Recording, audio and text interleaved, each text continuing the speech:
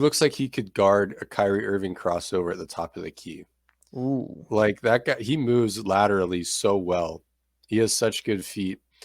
Um, yeah, I don't know where that three cone came from.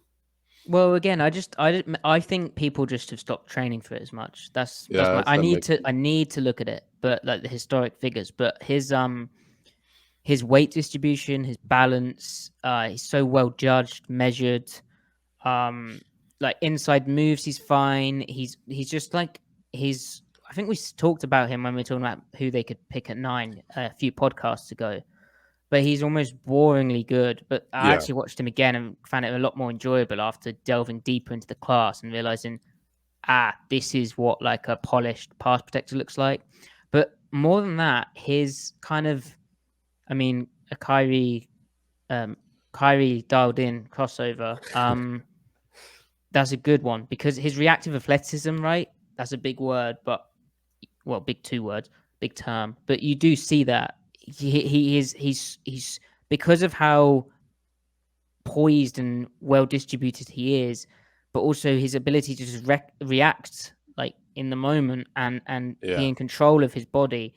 It is just nuts. See, I think the best I think what would be more informative than a combine for offensive linemen, just have them play 5-on-5 basketball, and then you quickly see who the movers are. Because like the skill position guys, all of them probably look amazing in 5-on-5 basketball, even if they never picked up a basketball before. But if you want to find out who the 300 pounders are that can actually move, like not just measurable traits, but like have got, twitch to them, change of direction, smoothness, coordination, all that Mm. stuff, fluidity, have them play 5-on-5 pickup. I'd rather watch that than have them, run a 40-yard dash at 330 pounds. Yeah. So my questions with him, there's an obvious one, but before that, I mean, I didn't see him get like pure like bull rushed that often, and I do wonder. He's fairly light, 307 pounds. Wonder slightly about his ability to anchor, like occasional getting pushed back a bit, but I mean, you have to give ground. Like Yeah.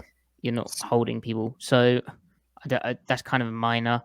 And then the their I think we spoke about this as well, but their system being wider splits, that kind of offensive design, right?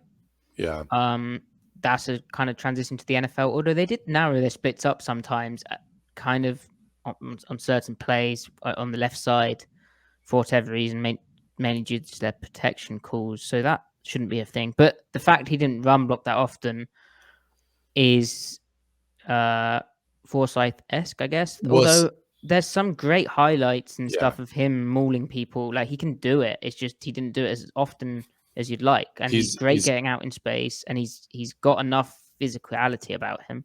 yeah, I agree. He's just not Evan Neal, but he doesn't have to be Evan Neal. He's it's not like a mark against him. It's just not, he's not maybe a top 10 run blocker, but he's a totally fine run blocker. And he's so good in pass protection. What's so impressive, well, obviously, like outside of the traits and everything and technical proficiency, but like when he's going, he'll go from up against a power rusher um, one snap, and then he'll go up against a speed rusher, and his sets don't change. Like, so he doesn't. What to me, what that means is he doesn't panic against a speed guy. Against Texas A&M, Tyree Johnson, um, that guy flies off the ball, and Cross just he kicks twice, and then he reads the rush, and then if he thinks that he needs to open up and write him off, he will. But he doesn't kick out early, he doesn't kick out super fast. His pacing, tempoing is the same. That versus the other guys in that line, or against Michael Clemens, for example, like he sets to Clemens, who is like a speed to power guy or like a hard corner guy, and he sets to them equally the same. So I think that's just impressive because that just means he has so much trust and faith, confidence that he won't get blown up by speed. And then also Michael Clemens is a guy that wants to do like heavy handwork stuff. And he, first of all, if he lands hands first, his hands don't get swatted down. Like which is to say the play strength is there. And then if he's trying to bait them out, he can play that game too and make them like misfire. His Like how, his yeah, hands are really good. Like the way he resets, they're very well placed. Is again measured, under control. I mean, he's he a really good pass protector. And I really liked your point. Like he sets up consistently well. Like his even setup point is consistent and again well measured. even to DeMarvin Leal, like he didn't like he so yeah. So to your point about like the bull rush, I was hunting for reps. Okay, who's a guy that really tries to turn it in and just like nuke him?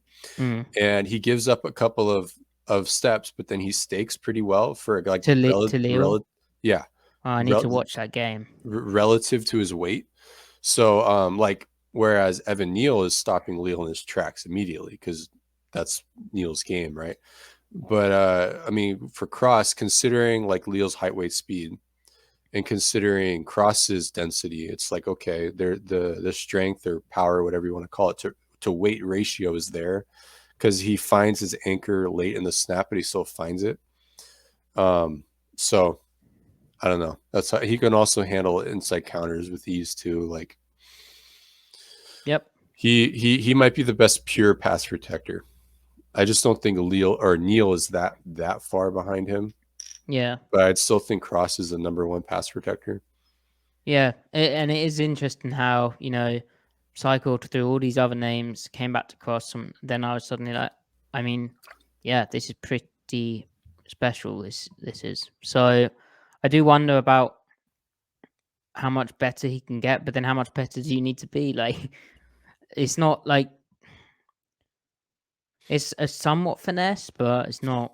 It's not really like give him a chance to run block more. I'm sure, like Yeah, he showed enough on those things. yeah, Yeah. yeah. So would you be mad if they picked him at 9? It I would in no scenario would I be mad if they took him. No. But like it would be you'd be maybe thinking twice about it only relative to who else is there. So, but Mm-hmm. like if Gardner or Stingley is there, you'd be like maybe go corner. But because the thing Mm. is, it's hard not to think, well, why not just sign Dwayne Brown? Why not just do what it takes? Because even though Dwayne Brown's probably a 1 year solution, that means you can easily get Gardner or Stingley, right? Or whoever else is there. So it's only from like an opportunity cost getting too deep in the weeds with it. But I'm not. I'm still going to celebrate the pick.